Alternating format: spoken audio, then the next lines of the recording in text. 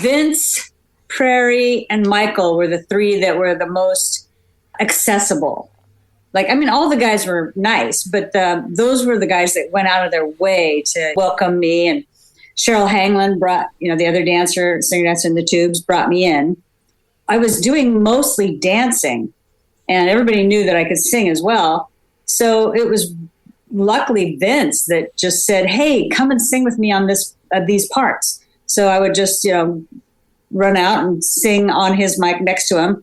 And loved it. He didn't need my voice because he can sing higher than any girl in the nation or the world. But he was just he knew I loved to sing, and he just invited me in. And Prairie was always, and Michael too. Those were the three that were really paying attention to keeping Cheryl and I really involved in the show.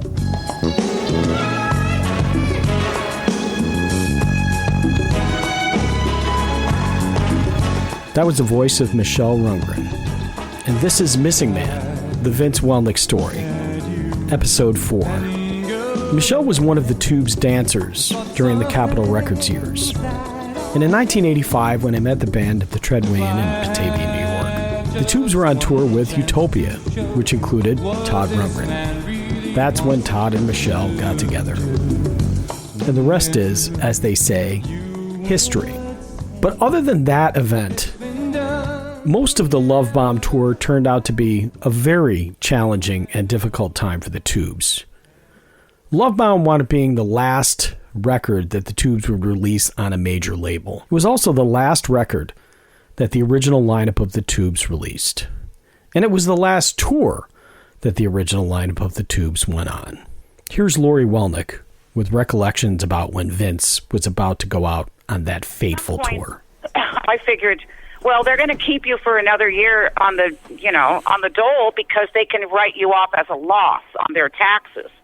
But believe me, this is the last tour. And I remember, I have a painting, I have a drawing that Prairie did of Vince on the tour bus the morning he got on the bus for the tour. And I laid into him that morning, of course, horrible of me, but I did. And I told him what exactly was happening with the business, this tour, and how his career was on the line because of their management. And the look that Prairie captured on his face in this sketch says everything. And yeah, we knew it. He knew it. I made sure everyone knew it. Michael Cotton used to freak out. He'd get so upset. I'd come backstage and I'd go, "You realize that blah, blah, blah, blah, blah." And they don't want to hear that. They want to hear all the good stuff. But there wasn't ever any good stuff. Because I knew what those guys were doing. I knew exactly what management was doing. And we lived on $62.31 a week for years. Wow. Believe me, to me, the music business was a dirty, fucked up place to be. Except that I could see that this was the only place Vince could be. I was able to catch 2 shows on the Love Bomb tour, and they were both incredible. I shared that with Fee Waybill when I talked to him about Love Bomb. And at one point, he kind of softened his stance on the record, saying that maybe the record itself isn't so horrible, it was just the experience itself. If you haven't listened to it, please do. It's really just a fantastic record. The end of the Love Bomb tour spelled the end for both the original lineup of the Tubes and the original lineup of Utopia. I can only imagine how frustrating it must have been for Vince and Laurie, given all the time that they had put in to try and make the Tubes a success. As we've heard, Vince practiced all the time. He took his music career very seriously. And unfortunately, they ran into a lot of problems, whether it was management or dealing with the label. But the end of the Love Bomb tour was a pivotal moment in Vince's life, as it was with other band members, including Fee Waybill. And Fee, even many years after the fact, still seethes a little bit and has bitterness over how the whole thing ended. And we had so many times, I'll never forget, we pulled into, where was it? I think it was Richmond, Virginia or something, some big, and we had been playing arenas, we've been playing like basketball rinks and, 15, 20,000 seater type arenas on the tours before that. And then on Love Bomb, they booked us in the same kind of thing. But then the record company dumped us. We had no radio. We had no A&R guy. We had no promotion on the local level by the record company. And so we'd show up to gigs and the banner would say, Tubes, canceled. And that would be the first we'd heard of it. We'd drive all this way to fucking Virginia or something.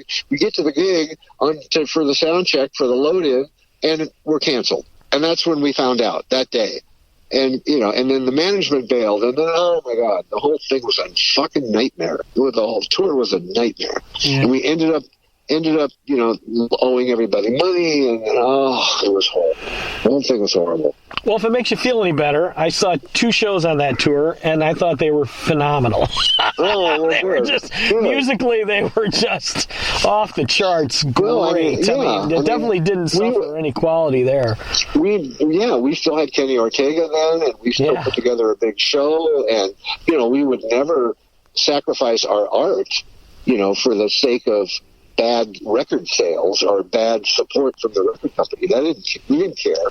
We were still going to put on the most outrageous show we could come up with, with our choreographer and everybody. And we still had we had the lighting and the sound and the video and everything.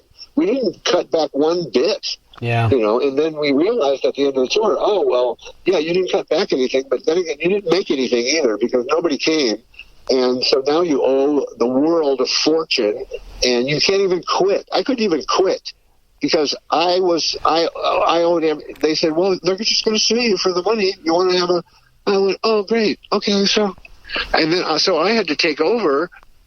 When that tour ended, we fired everyone. I fired everybody, the whole crew, the dancers, everybody. And we went out, and for a year and a half, we played clubs with just the band, with no costumes, no choreographer, no nothing. And it was just the band and me. And I took every dime and kept putting together money and to pay off all of the debts from that tour. It took a year and a half to pay that tour off. And everyone hated me, and I, gave the band a little bit of money, but I would take the majority of the money and go, okay, well, we owe you this much money. Here, I'll give you half. Are you, because that's all I have. Okay, fine. And so we cleared the slate.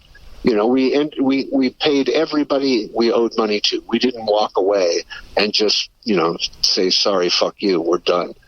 I paid everyone. And I'm really proud of that, because I don't ever want to do that. I don't want somebody coming back to me going, hey, man, I had you here and you never paid me, whatever. But we paid everyone off. And at the end of a year and a half or 2 years later, I just went, okay, we're paid off. Everything's good. I'm leaving. See ya. You can have my shit. You can have my gear. You can have you can have everything. I'm walking out the door. I'm done. And it was very sad. I was a very sad person. And one, slinked away to Slinked? Is that a word? Or slunk? Whether Fee slinked or slunked or whatever, he eventually did okay. He wound up working with Richard Marx, writing a big hit with Richard Marx for the band Vixen, and writing some big hits for Richard Marx. But Vince, he had a bigger choice to make. What to do now that Fee Waybill, the guy that's front and center, probably one of the most important members of the band, if not the most important part of the band, at least the guy that everybody looks at, is gone. So what the Tubes did is they replaced him with a guy named David Killingsworth. Around this time that I had my second encounter with Vince. I caught a trade ad that said that the Tubes were coming to a place called the Red Creek Inn in Rochester, New York, which was actually a place that I wound up working at later. Anyhow, small club, Rochester, New York, 350 people on a good night. The Tubes were coming. And at the time, I thought to myself, why the heck are the Tubes playing such a small place? Good friend of mine, Adria, contacted me. She had been following the band around and told me that there was a new singer, a guy named David Killingsworth. Really didn't know what to think, but I knew I loved the band. The place was kind of a dump. They didn't have a proper dressing room. In fact, you had to walk by a sump pump that was usually broken, and the whole basement smelled like sewage.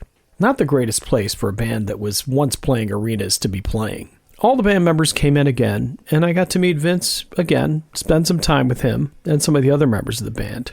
And honestly, I enjoyed my time with him. My impression of Killingsworth, a capable singer, maybe a little bit of an odd guy, but not a bad guy, at least the impression that I had of him. But the one thing he wasn't was Fee Waybill. Now, there's not a whole lot of stuff out there on the internet that Killingsworth recorded with the Tubes, but there's a few tracks, so we'll give you a sample of what he sounded like singing some of the stuff from the album that they were working on at the time called Hoods from Outer Space. Not terrible stuff, but certainly not up to the level of the stuff that we had heard from any of the previous records. So here, give it a listen.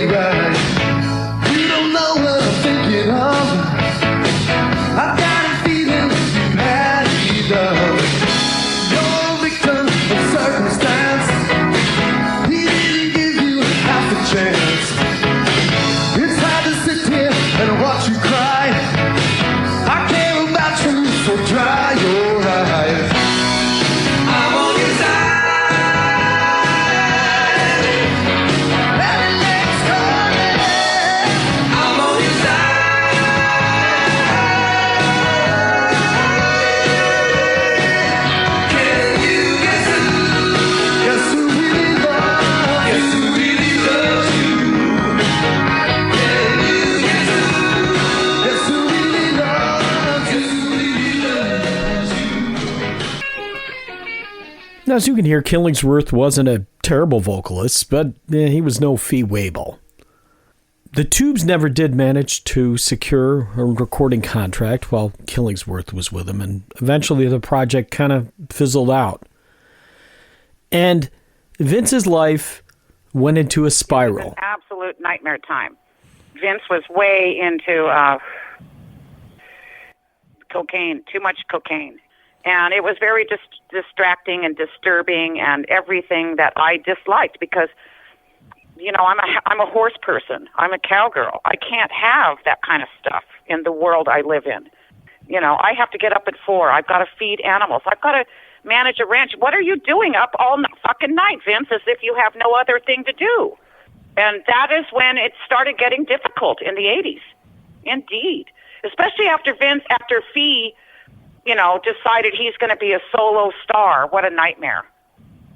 And, you know, Killingsworth comes in, and he's a complete,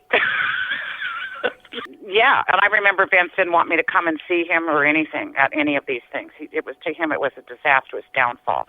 And it really, it did come between us for about a year or so. I moved to Europe and left him on his own devices because he wouldn't listen to me. Yeah. So, after about that, I remember I came back and Prairie said, you know, please, Laurie, you know, Vince needs you. And I said, you know, I'm sure he has a girlfriend now. Let her hang his curtains. I can't be bothered. And I thought we were going to get a divorce. I really did. But then we got together after not having seen each other for so long, and typical Vince and Laurie, madly in love and never anything other than complete, you know, really a silly kind of a rabid love. And so we just never parted again. Once we saw each other, I took him home to the ranch and I said, okay, Vince, you can, because I had moved him to San Francisco. I gave him a key. I rented an apartment and told him, go live there and do your drugs over there. You can't do it at the ranch. And then I moved to Europe so I didn't have to hear or see about any of it. I rented the ranch out and left. When I came back, I took the ranch back. Vince was a mess. He was very addicted at that time, and the band was even fed up with Vince at that time. I know Fee was. But, you know, and it would just happen to be this time in the 80s when everything had come to a head. Everything had come to a head. It happens like that with a lot of bands, but probably with every band. Yeah.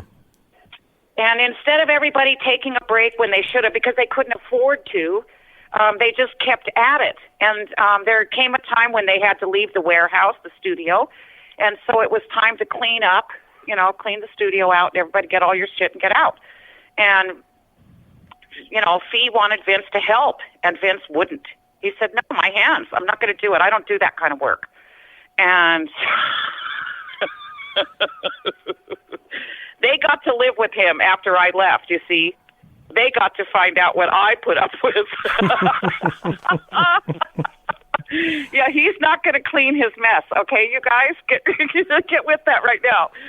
So actually it just got to where he and Bill just were not, and they were the major songwriters. And Roger, But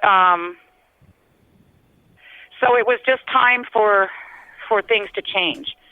And so I took Vince back to the ranch, and I cleaned him out. I cleaned him up. And that was that. I made the ultimatum. If you do it again, it's over. Completely over, this time for real. No kidding. And so that was that. And then the Tubes asked him not to come back and play anymore with them. They were done with him. They were done with Bill, too. Wow. So, yeah, so that happened. And then, of course, Todd, wanted Vince to go on the road with him. And I thought, it's okay, you can go on the road with Todd, because you need to work. Yeah.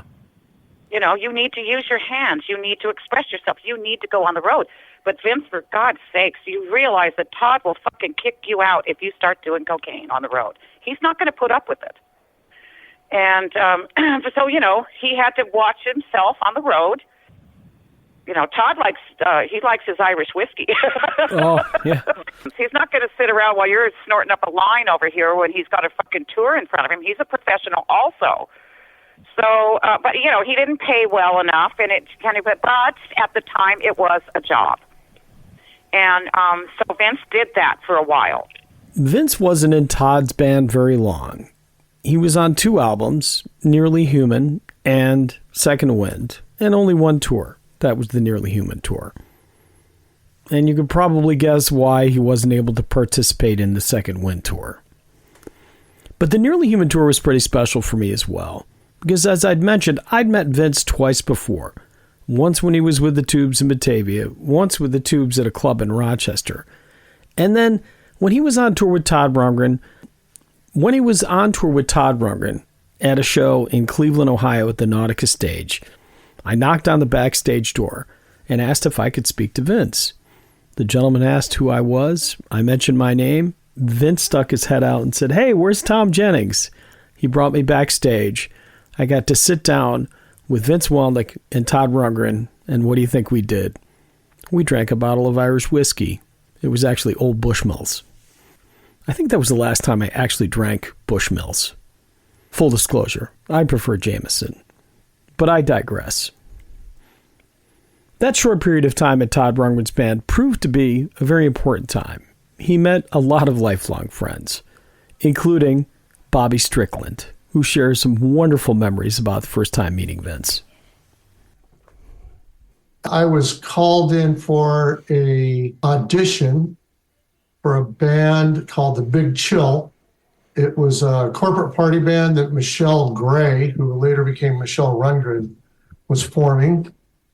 I walked in and it was the Tubes, essentially. Rick Anderson was on bass, a Prairie on drums, Vince on keys, 3 female background singers, and a guitar player out of LA. And they're looking for a saxophone player. So I walked in and did this audition and met Vince at the audition. The way that it did blossom fully is that he and I were like roommates on the road. I got a call to record with Todd. And of course, Vince, I'd been playing with Vince. And Prairie, and both those guys were on the session. Well, let me think about this. No, Mike Urbano was the drummer on the session. Prairie wasn't there. But Vince was a keyboardist on the session. and it was at Fantasy Studios in Berkeley, Studio D. I walked into the session, and Vince goes, "Hey, everybody, our guest soloist is here." And I'm like, "What?" I didn't know. I just told to show up, right? And here's this kid walking into this huge session. Anyway, one thing led to another. Nearly Human was released. We started touring, and at that time, Todd, we all on the road with Todd now, we all get our own room. But back then, Nearly Human, it was a big group. Yeah. So people had to room together. I think I roomed with Vince a couple times. We'd hang on the road. And he was like a big brother, kind of, friend, big brother. And I remember him telling me, my wife would tell you the story. It's why she won't get on a tour bus. But I got on it was my first time on a tour bus. And if you've never been on one before, they're quite nice. But I'm going to get in my rack. Vince leans down from the top and he goes, "Bobby," he goes, "turn around the other direction." I had my head pointing forward. I go, "Why?" And he goes, "We get in an accident, it's going to snap your neck."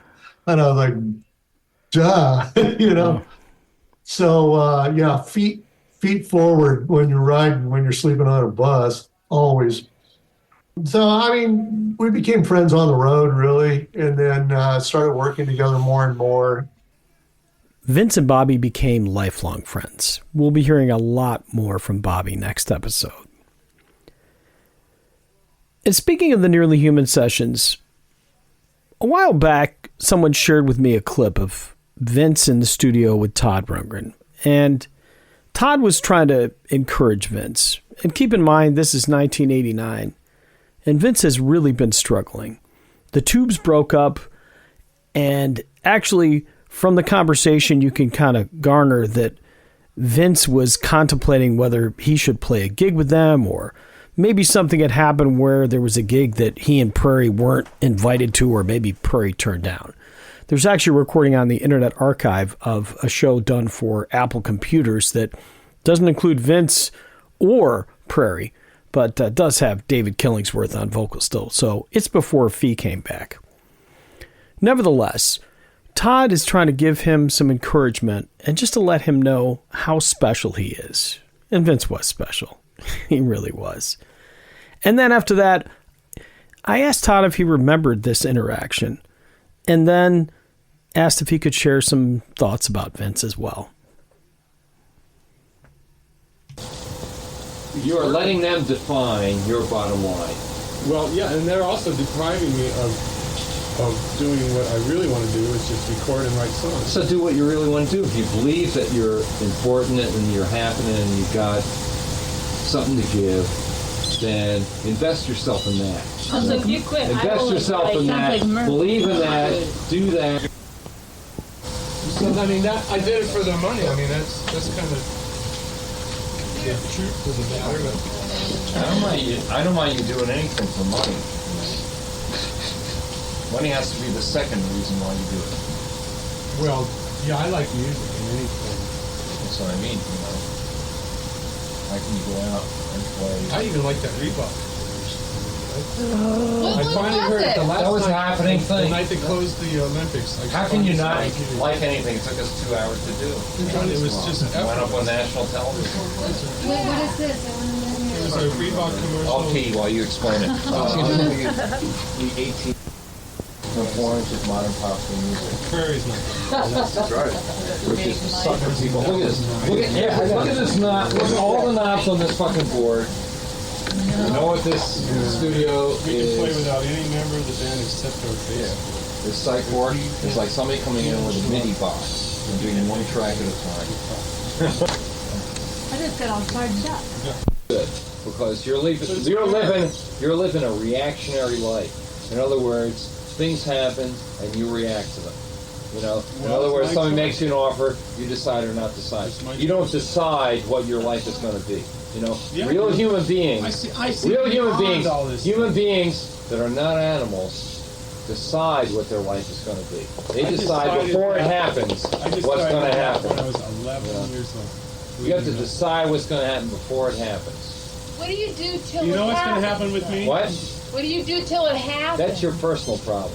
Right. That's your No, you know what's gotta gonna happen? survive. What's going to happen is your personal problem. I got a lot of Deciding what's going to plans, happen but I is your gotta personal survive. problem. All I'm saying is that a rule of life is that you either react to what happens or you decide what's going to happen.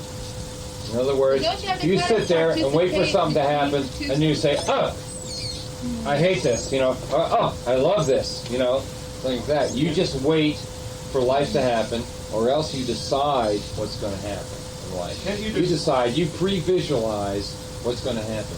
You decide, you say, "I believe in myself. I believe." I was 11 years old, I did that. You believe that you are so valuable that regardless of the so-called economics of the world, you are a one-of-a-kind thing. And like any other, Of the intersection. like any other one-of-a-kind thing in the world, it's invaluable. A one-of-a-kind thing is the most valuable thing in the world. A common thing is not valuable. The thing that's valuable is a one-of-a-kind thing. It's incalculable value of it. An You have to original. decide that you are a one-of-a-kind thing. Your value is incalculable, and therefore you're not sitting at the bottom of the pyramid. You're sitting at the top of the pyramid. You're at the There's an audio recording of you in the studio with Vince during the Nearly Human sessions, and Vince was kind of struggling with whether to go back on the road with the Tubes and all that stuff, and you were kind of his cheerleader, telling him, "Hey Vince, you're great, you're super creative, you got to follow your muse, you can't just do this for a living." A, do you remember that conversation, and B, what are your fondest memories of Vince as a friend and fellow musician? I don't specifically remember that conversation, although the sentiment is accurate enough.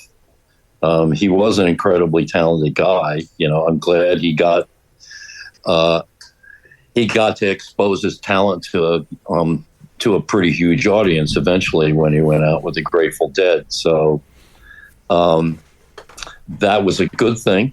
One of my fondest memories, actually, of working with Vince is when I was pitching an ad and I think it actually got played a little bit. I was pitching an audio ad for, I believe it was the 1990s Olympics, and it was for Reebok, and came up with this weird little ditty thing. It wasn't actually a song. It was just kind of almost like a break beat, and had Vince scat over it. People don't know that Vince also was a great scat singer. Oh wow! He would just come up with the most bizarre syllables and combinations of half words and stuff. So, getting him to scat sing on this ad was one of the more fun things that I think we ever did. A lot of the time we were in the studio working together, and he was a fun guy to have out on the road when we did the first Nearly Human tours, because he participated in the recording sessions for that and became one of two keyboard players on those early tours. And it was by the second tour, I think, that he got the call. As he said, he woke up dead one day and he was grateful.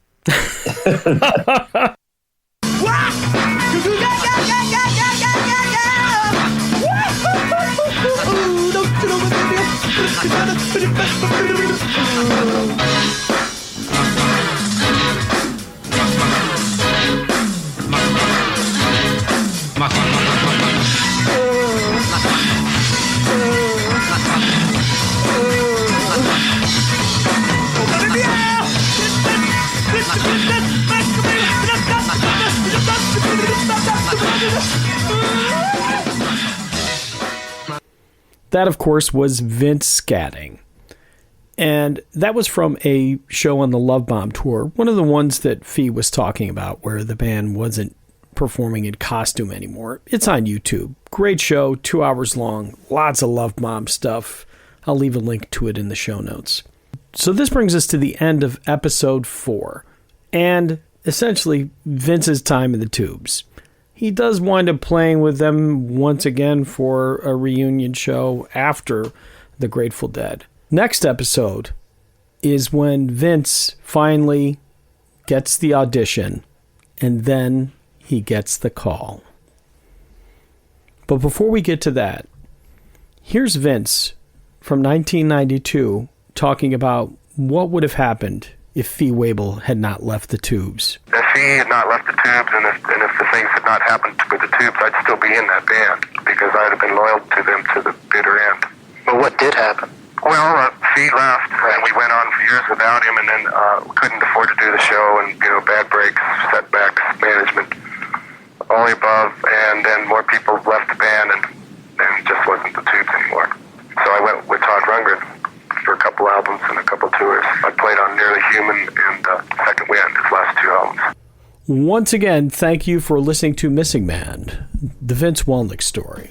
And please, help us get some more listeners by sharing or writing a nice review or just listening. This project is made possible with funds from the statewide Community Re-Grant Program, a re-grant program of the New York State Council on the Arts, with the support of the Office of the Governor and the New York State Legislature, and administered by my friends at GoArt. Until next time, won't you try and feel it? One more time. And go mad with thoughts of things that I do. If I had just one chance to show you what this man really wants to do, when we're through, you would say it's been done, never that way. Now I know you can learn something new every day, and it feels so good if you don't